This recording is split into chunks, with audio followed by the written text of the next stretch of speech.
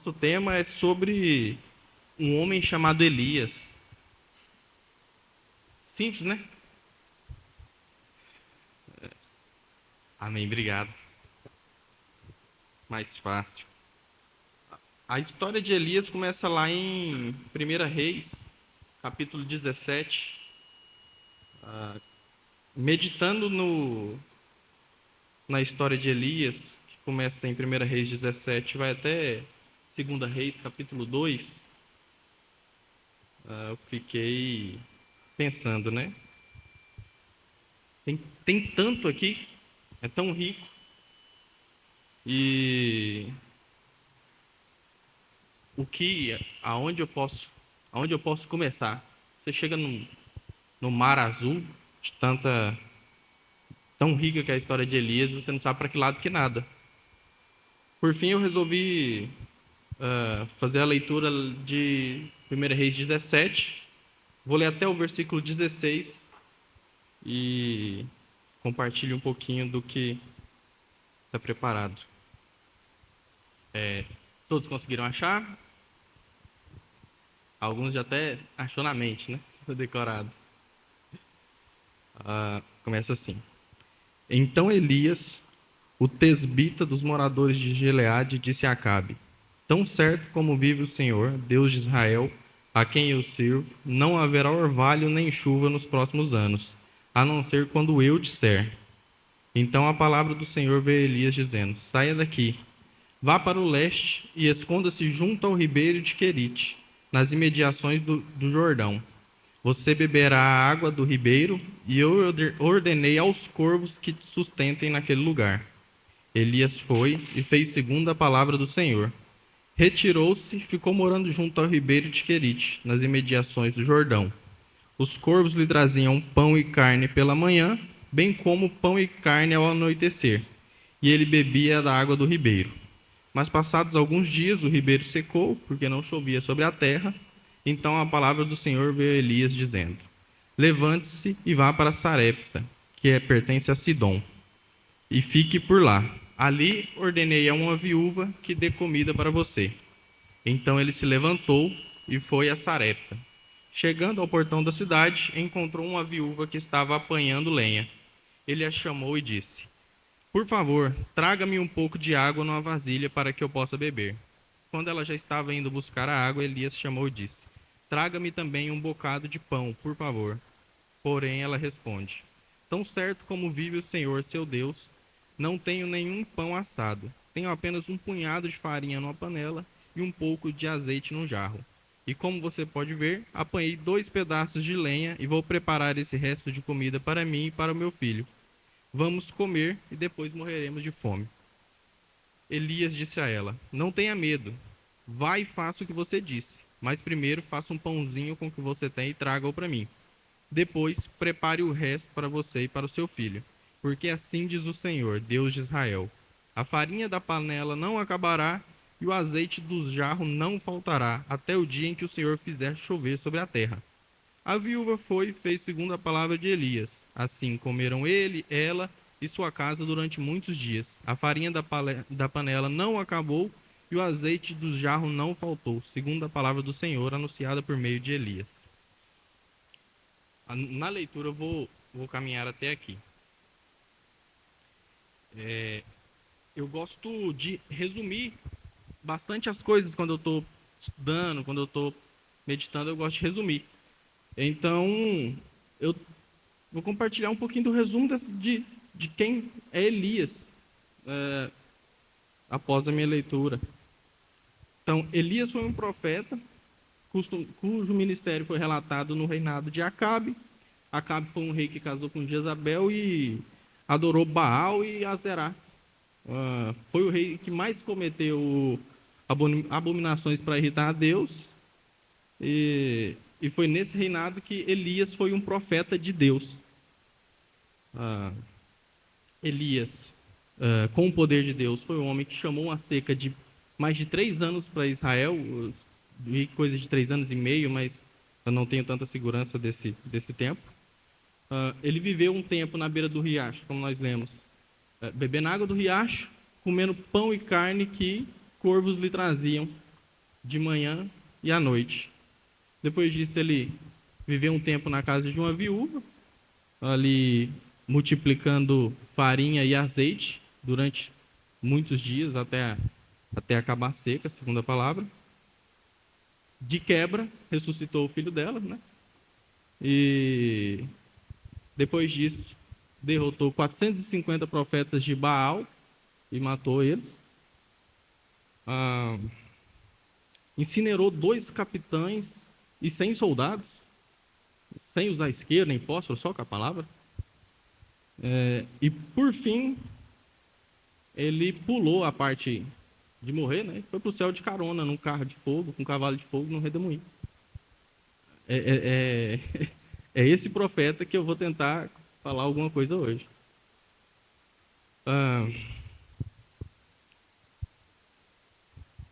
Como profeta, Elias tem 2 características de profeta que são básicas e saltaram aos olhos. São 2 características que eu gostaria muito de trabalhar em mim nos próximos meses, anos, décadas, né? Que é a obediência e uma fé muito forte. Nesse texto que nós acabamos de ler, nós vemos Elias chamando a seca para Israel, na frente do rei, e depois Deus o manda para a beira de um riacho para ele preservar a vida. Deus promete a ele que ele vai beber da água do riacho e ser alimentado por corvos. Aqui não fala que Elias titubeou, que Elias pensou, que Elias duvidou. Foi para a beira do riacho. Foi beber água do riacho e comer pão e carne que corvos lhe traziam. Depois disso, como havia seca, o riacho seca e Deus manda ele para ser alimentado por uma viúva.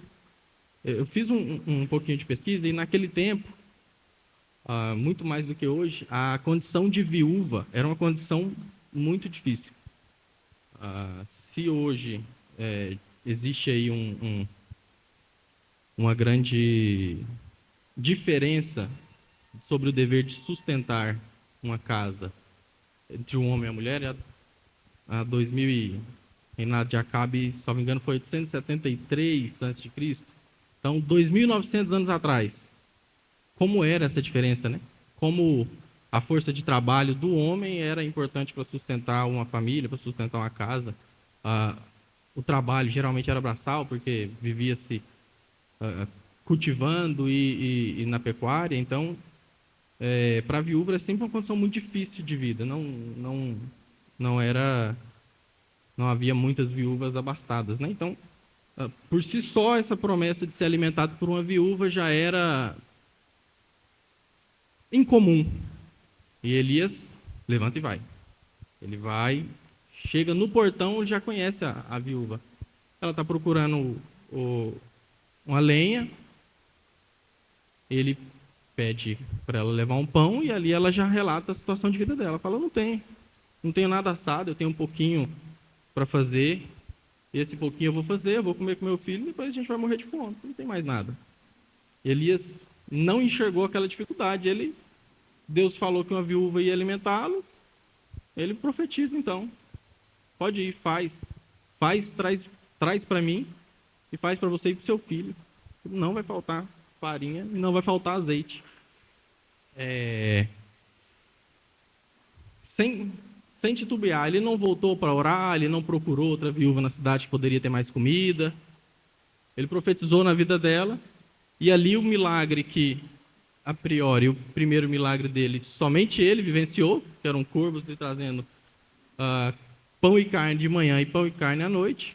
Ali o milagre dele foi compartilhado com aquela viúva que pretendia fazer a última refeição e depois morreria de fome. Então, são 2 situações que, durante a meditação, eu acredito que todos aqui iriam, sem titubear. Mas quando eu li, eu pensei, eu vou para a beira do riacho, será que eu não passo no mercado e pego alguma coisinha antes? Será que eu não passaria em casa para pegar algum mantimento, para pegar alguma coisinha? Eu teria essa fé toda? E eu acredito que Deus puxaria minha orelha. Eu tentaria levar uma trouxinha com alguma coisa. Seria seria muito diferente de Elias. E é esse tipo de característica que eu pretendo trabalhar como homem, pretendo mostrar, pretendo testemunhar esse tipo de fé, esse tipo de obediência a Deus. E aprender a ouvir a voz de Deus, porque se não ouvir a voz de Deus, como poderia obedecer, né? É,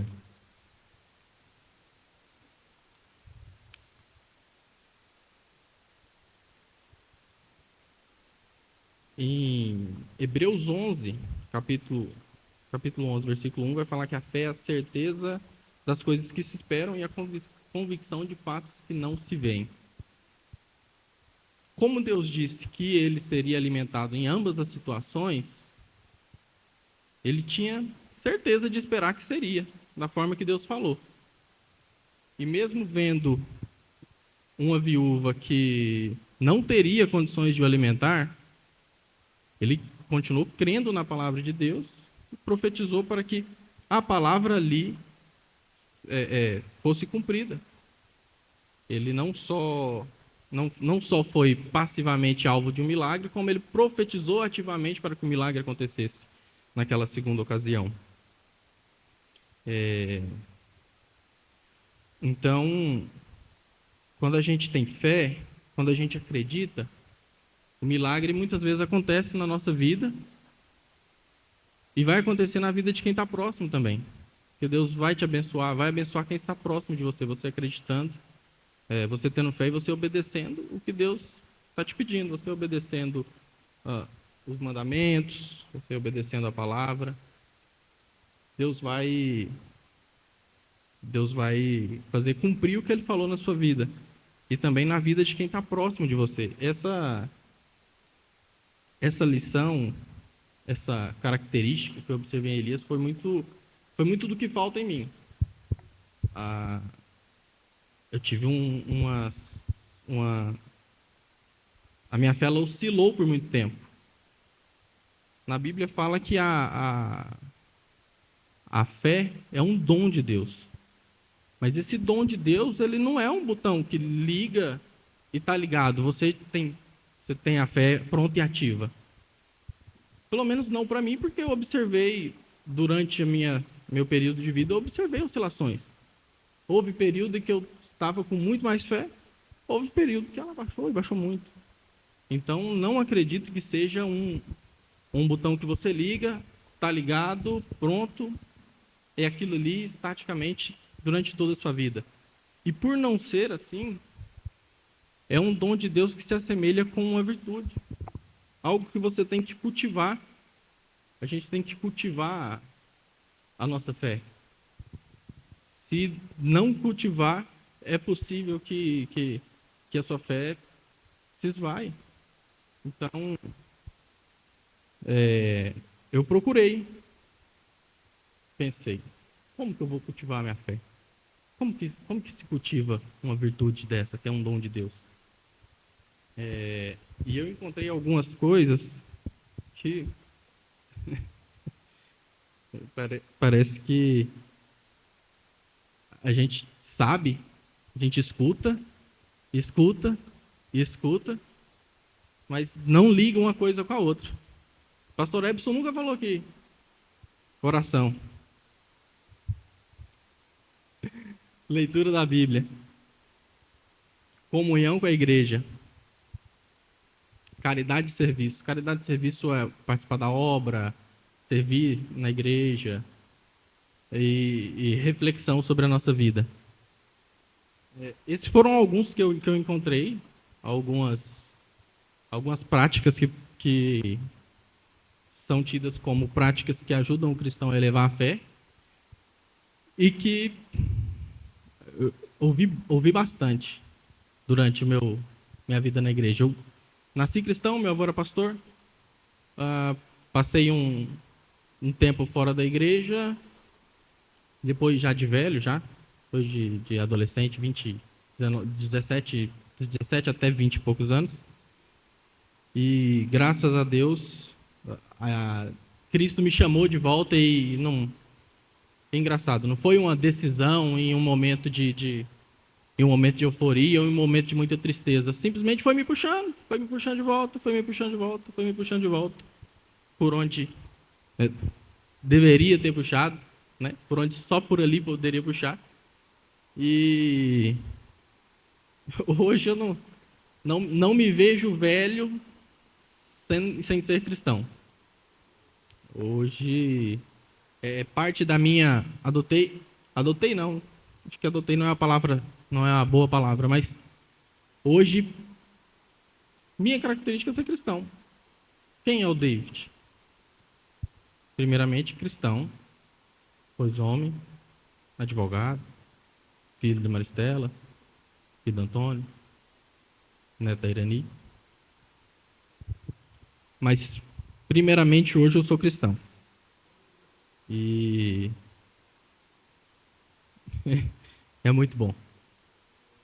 É muito bom. Então, voltando um pouco nesses itens, na oração. Como que a gente vai ter fé se a gente não tem um relacionamento com Deus? Deus não é... Deus não é testável. Você não tem como testar. Não tem como provar. Você não tem como... Aqui a gente vê a gravidade. A gente sabe que ela existe. A gente prova. Deus não. Deus não consegue fazer isso. Não dá. Então, você precisa ter um relacionamento com Ele. Você precisa ter um relacionamento direto. Porque fora da igreja, fora do convívio com cristãos, com homens de Deus, com mulheres de Deus, a maioria, a grande parte, vai dizer que Deus não é bem isso. Deus não é Deus. Deus não está aí. Deus não está bem assim interessado na sua vida. Deus não está bem assim interessado na criação. Vai aos milhares de teorias que vão tentar te dissuadir. Então, sem esse relacionamento, sem você conhecer a Deus, é impossível ter fé. Se você não conhecer a Deus, você pode até se forçar, você pode até praticar por hábito, sair todos os domingos de casa e ir na igreja. Mas se você não se relacionar, é bem possível que você não experimente a fé de verdade. Aquela de falar, de pedir e saber. Acho que quando Deus providencia aquele restinho que faltava para o boleto, que não sabia de onde ia sair, já dá uma sensação de alegria tão grande. Você fala, nossa, olha só, o que aconteceu?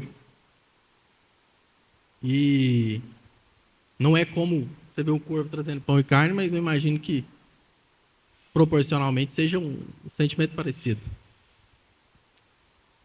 E você tem um relacionamento com Deus, pois você precisa ler a Bíblia, leitura da Bíblia. Você precisa conhecer a palavra de Deus. Ele deixou ela, não foi à toa. A palavra de Deus não está aqui à toa, não está para enfeitar a mesa. Tem muito a dizer. Tem bastante a dizer. E você precisa conhecer. Você precisa conhecer. Vão ter momentos em que você vai precisar conhecer. Em que você vai ter a oportunidade de falar para alguém que não conhece. E você vai ser confrontado por alguém que conhece, não acredita, conhece a palavra, não conhece a Deus, vai te confrontar. E você precisa conhecer Deus. Você precisa ter comunhão. Você precisa compartilhar a sua experiência cristã com alguém. Você precisa que alguém compartilhe com você. Tem a sensação de comunidade, a sensação de que está no mesmo barco. Pô, somos parte da igreja. Estamos num barco só em que o nosso capitão já ressuscitou e está guiando. Você participa. Você participa desse barco. Você participa do serviço. Você ajuda a manter o barco no curso. E você reflete sobre a sua vida. Na nossa vida, a vida de Elias ela é extraordinária. É muito além da compreensão, é mágica, é difícil de descrever. Mas na nossa vida também tem muito exemplo, muito detalhe em que Deus está presente. Muito detalhe. Se a gente parar para refletir, quando a gente para refletir na própria vida, eu só posso parar para refletir na minha, né? Só vivi ela.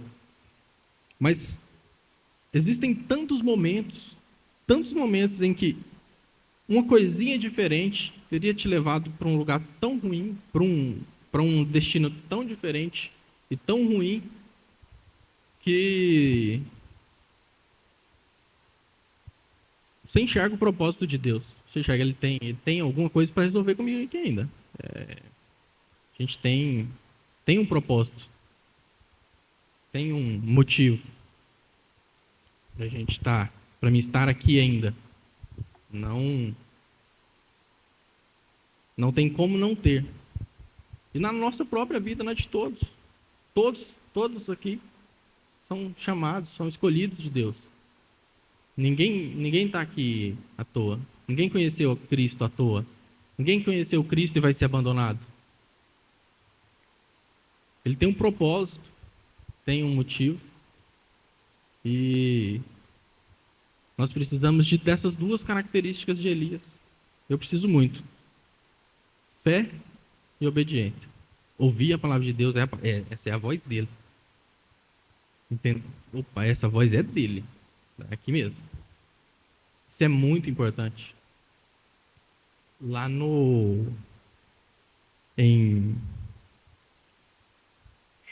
acredito que é Marcos, tem Mateus. Jesus fala para os discípulos que o que você pedir em oração com fé, Deus dará, Deus responderá. É claro que sempre com aquela ressalva do razoável, né? A gente não pode pedir um desejo pecaminoso, a gente não pode pedir algo que vai nos afastar de Deus, porque não faz sentido ele conceder, não faz o menor sentido. A gente, o Dr. Gil, que está aqui, é meu sócio, nós temos um escritório que que foca no trabalho em lojas de automóveis. E eu fico vendo muito esse pessoal falando, e eu vi um vendedor compartilhando uma história de um cliente que me chamou, que eu lembrei desse relato quando eu li lá em Mateus e Marcos. Ele relata que um cliente dele queria muito ter uma Ferrari. Deu muito certos negócios e ficou muito rico e queria demais ter essa Ferrari.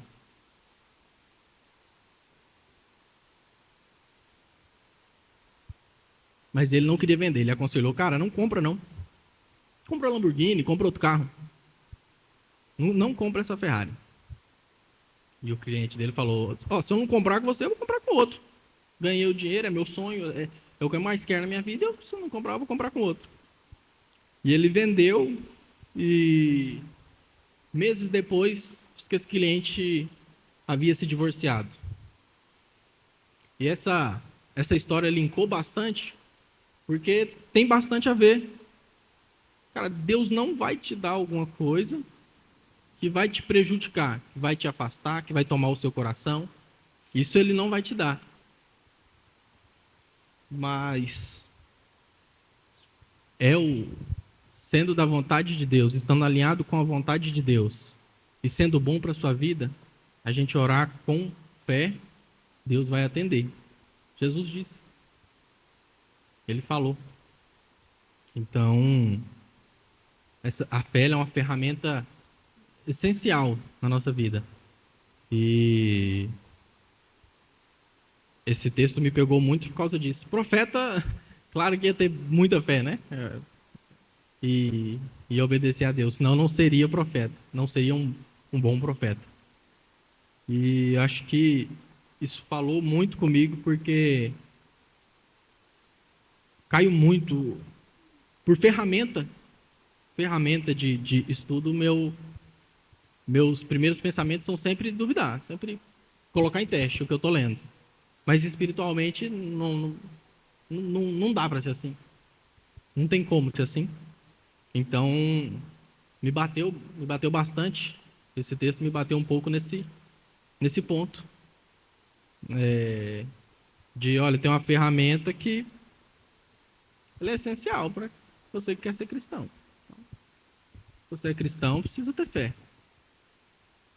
A fé salva, né? Somos salvos pela graça através da fé. Então, a fé é uma ferramenta que faz esse pequeno trabalho, né? Salvação. O que seríamos de nós? O que é de nós sem fé? E lendo a história de Elias, não só a virtude de ser um homem obediente, de ser um homem com a fé firme, me chamou a atenção. Elias sofreu também. Elias mostrou ser humano. A palavra mostra Elias humano. O pastor leu aqui no início. Não, não vou ler novamente, mas Elias pediu para Deus tirar a própria vida. Deus tira minha vida, eu não sou melhor que meu pai, minha mãe. Então, no momento de grande sofrimento, aquele homem que trouxe uma seca, não trouxe, né? Chamou uma seca de mais de 3 anos, foi alimentado por corvos na beira do riacho, multiplicou azeite e farinha na casa de uma viúva por tanto tempo, ressuscitou o filho dela, incinerou capitães e soldados, só pedindo a Deus, se eu sou homem de Deus, vai cair fogo do céu e vai te consumir. Aquele homem, com toda aquela experiência, com toda aquela intimidade com Deus, no momento de dificuldade, ele pediu para Deus tirar a própria vida dele. Deus, tira minha vida. E às vezes nós reclamamos, a gente fica chateado com o pneu furado, fica chateado com a queda de movimento, reclama, murmura. E nós somos humanos, né? Nós, nós sentimos essas aflições. Nós sentimos essas aflições. João 16:33. Gente, no mundo nós passaríamos por aflições. Nós vamos passar, nós vamos sentir. Nós estamos aqui presentes. Nós sentimos dor, sofrimento, angústia. A angústia, ela foi tratada por um filósofo norueguês, me fugiu o nome dele. Ele era pastor, é como se fosse pastor no cristianismo que tem naquela região. E ele faz a vida dele é o estudo sobre a angústia, praticamente. E ele compreende que a angústia ela faz parte do homem, naturalmente. O homem sempre sente que falta, que está angustiado. E esse sentimento, eu acho que ele só foge, só está longe quando Deus está perto. Quando Deus está perto, não cabe. Porque não falta. Como poderia faltar? Você estando ao lado de Deus? Não falta. É claro que durante momentos de aflições, dificuldade, problemas, a gente vai se angustiar, vai se entristecer. E muito, e muito. A vida, ela, acredito que no cotidiano, na maior parte, ela não vai ser agradável e feliz. A pessoa não passa 70% da vida dela rindo. A pessoa não passa. A gente vai sofrer, mesmo tendo fé, mesmo obedecendo, mesmo caminhando com Deus, a gente vai passar por esses momentos de dificuldades. Grandes homens passaram, nós vamos passar. Então, Elias, a gente estou focando bastante em Elias, que nós podemos ter vários exemplos. Eu acredito que não teve um personagem bíblico que não sofreu, um personagem bíblico que não teve um momento de sofrimento. Davi foi grande, o sofrimento dele também. Jesus, Deus na terra, passou pela cruz. Nosso, o nosso maior, o maior homem passou, carregou a cruz. Então, nós vamos passar pelo sofrimento. E aquele sofrimento ele tem um motivo de ser. Não cai uma folha se não for pela permissão de Deus. Ele não vai te permitir passar por algo só pelo prazer de passar. Deus está te ensinando alguma coisa, Deus está ensinando alguma coisa no sofrimento. E ali a gente tem que ter bom ânimo. Então, mesmo de posse dessas ferramentas, mesmo de posse, mesmo com intimidade com Deus, mesmo fiéis, a gente teremos o nosso momento de dificuldade. E a Bíblia nos faz lembrar disso, porque quando ela conta a história de um homem que passou por tudo isso, que viveu tudo isso, e coloca que esse homem sofreu, claramente a mensagem está dada. Deus tem o extraordinário na sua vida, na vida de cada um. Deus tem. Ele vai cobrar, você obedecer. Se você tiver fé, Deus vai executar o propósito dele na sua vida. Você vai viver o plano de Deus, mas não é por isso que você vai ser feliz sempre. Não é por isso que vai estar sempre no azul. Não é por isso que o pneu vai estar sempre cheio, sem prego. Não é por isso que o telhado nunca vai furar. Não é por isso que não vai aparecer infiltração. Não é por isso que você não vai passar por situações onde você vai encontrar com seres humanos ruins. Vai ser assaltado, você vai ter experiências muito ruins.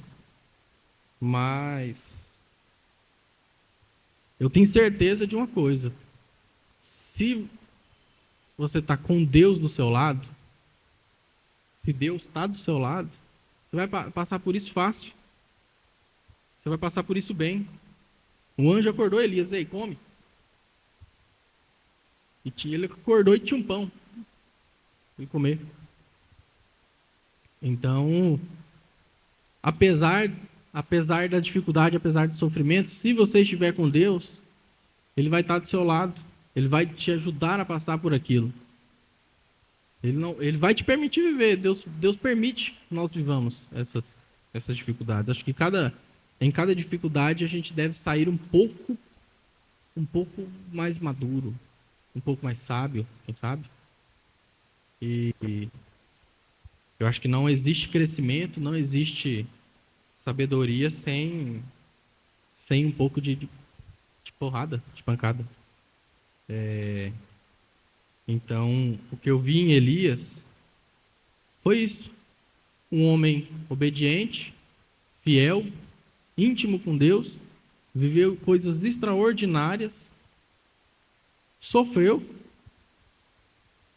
mas viveu o propósito que Deus tinha na vida dele. Não era um propósito pequeno. Era um propósito, alguns Alguns dizem não, né? A palavra diz que ele era o antecessor de João Batista.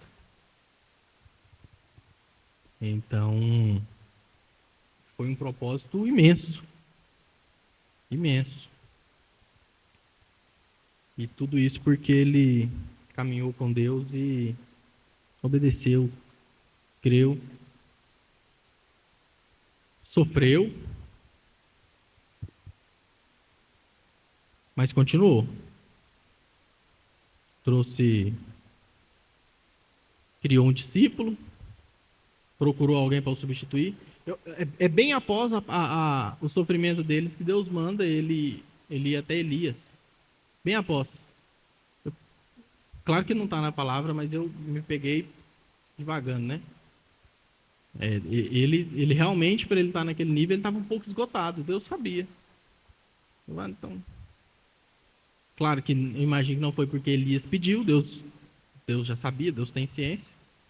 Mas, um pouquinho depois que ele pede a própria morte, Deus manda ele encontrar com o discípulo, que é Eliseu. Eliseu também é bem ousado, né? Pediu o dobro do poder de Elias. Você escuta? Eu leio a história de Elias, falo assim, não, se você pudesse pedir para Elias, eu falo, não, metade. Metade do que? Metade disso para mim eu estava feliz. Eliseu pediu o dobro. Então ele fez um bom discípulo. E eu finalizo hoje com isso. Hoje é uma palavra sem muita técnica, muito empenho. Acho que eu mais orei do que eu li, que eu falei, Deus,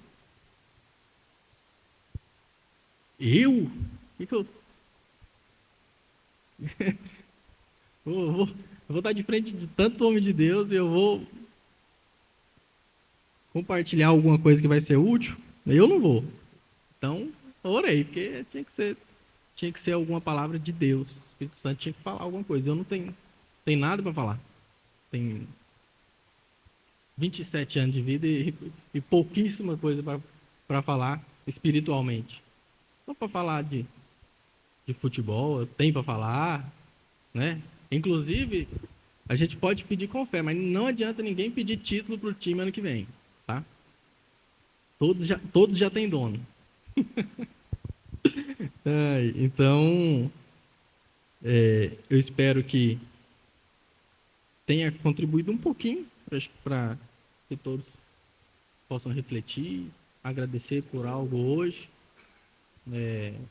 E eu gostaria de orar para encerrar.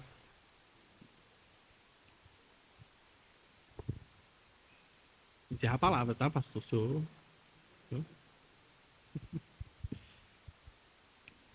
Senhor, te dou graças, Pai, pela honra de poder estar aqui, de compartilhar da sua palavra, de poder dizer que sou cristão, que faço parte da tua igreja, Pai. Senhor, eu quero pedir ao Senhor que cuide de todos que aqui estão, que caminhem com todos, que estejam com todos e que o Senhor possa ter falado com cada um em algum ponto que fosse necessário, Pai. Agradeço a Ti pela caminhada, por esse dia, por essa chuva, por essa noite.